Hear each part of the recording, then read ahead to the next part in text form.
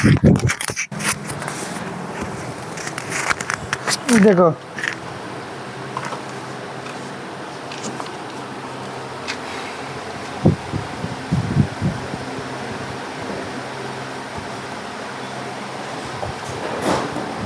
अच्छा बताओ, इसका मतलब क्या हुआ? इसके बराबर भी ये है और इसके बराबर भी, दोनों बराबर है क्या? ये जो बराबर दिया हुआ है तो इसका मतलब इसके बराबर भी ये है और इसके बराबर भी ये है। तो हमारा अगर सॉल्व कर रहे हैं तो एक बार लिख लो सवाल को, 2 का पावर x प्लस वाई, फिर 2 का power x minus y. Root का वैल्यू हाफ होता है रे, रूट का वैल्यू कितना होता है? या तो 8 का पावर 1/2 लिख सकता है, देख लो।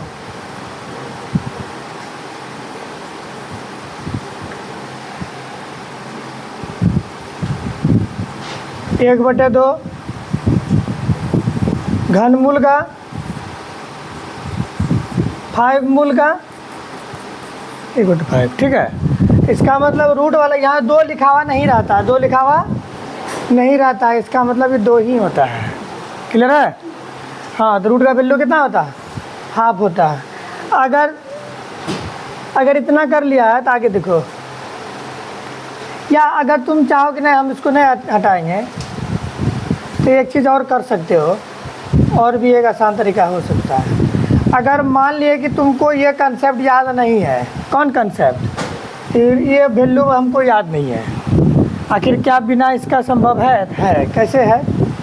कि तीनों के बराबर इतना है, इसका मतलब तुम इसको 2 का पावर x प्लस वाई बराबर √8, दूसरा 2 का पावर x माइनस वाई बराबर √8 लिख सकते हो, कहीं कोई दिक्कत नहीं है, क्योंकि दोनों किस्सा है, वो तीनों बराबर है। तो मतलब इतना बराबर भी ये होगा और इतना बराबर भी ये होगा। यहाँ तक समझ गया? समझ गया ना? चल ठीक है। अब क्या करो, हमको रूट हटाना है, रूट को हटाना, तो दोनों तरफ क्या करेंगे? वर्ग करेंगे। अरे ये रूट को हटाना तो दोनों तरफ क्या करोगे? वर्ग करोगे। तो 2 का पावर x प्लस वाई, इसका पावर कितना होगा? तो इधर वर्ग करेगा तो क्या होगा? 8। इधर भी करोगे तो कितना होगा? 2 का पावर x माइनस वाई, इसका पावर क्या होगा? 2। अब वर्ग करेगा तो कितना हो गया? 8। यहाँ तक कोई दिक्कतें नहीं है। अब देखो,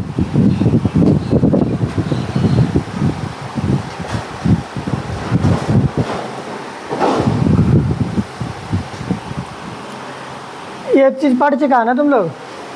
कोई भी पावर, कितनों पावर रहे, पावर आपस में क्या होगा?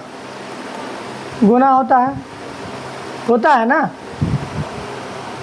अगर उदाहरण के लिए अगर देखो, अगर 2 का पावर 2 है, उस पे पावर 3 है, तो ये जुटेगा नहीं, सिर्फ क्या हो जाएगा? गुना हो जाएगा।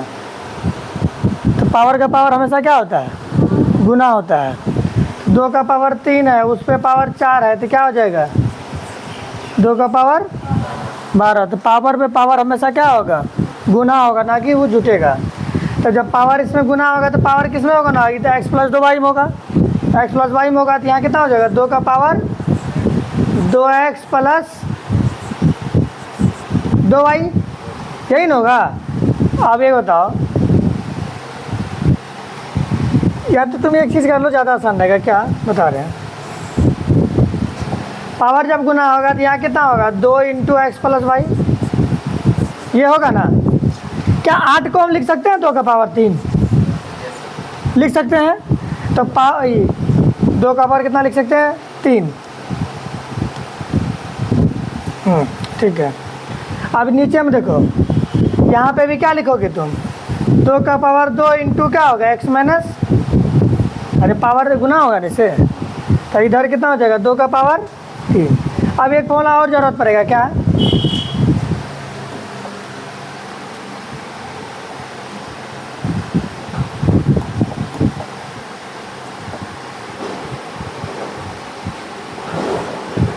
देखो,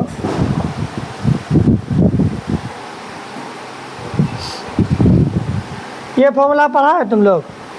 2 का पावर m बराबर 2 का पावर n, तब आधार क्या होता है? समाप्त हो जाता है। ठीक है, मतलब हुआ कि अगर आधार सेम रहेगा तो आधार कट जाएगा, अगर पावर सेम रहेगा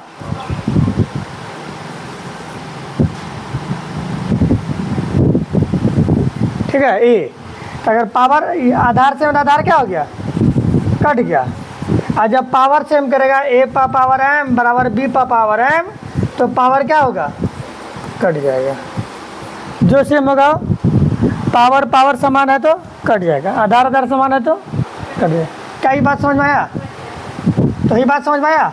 तो सब दिन याद रखना, जहाँ पर योग हम कर सकते हैं, ये कोई बोल नहीं सकता है कि अगर 2 का पावर x है बराबर यहाँ 2 का पावर 3 है, तो इसको हमको x बराबर 3 लिखने से कोई मना नहीं कर सकता, क्योंकि तो क्या हो गया?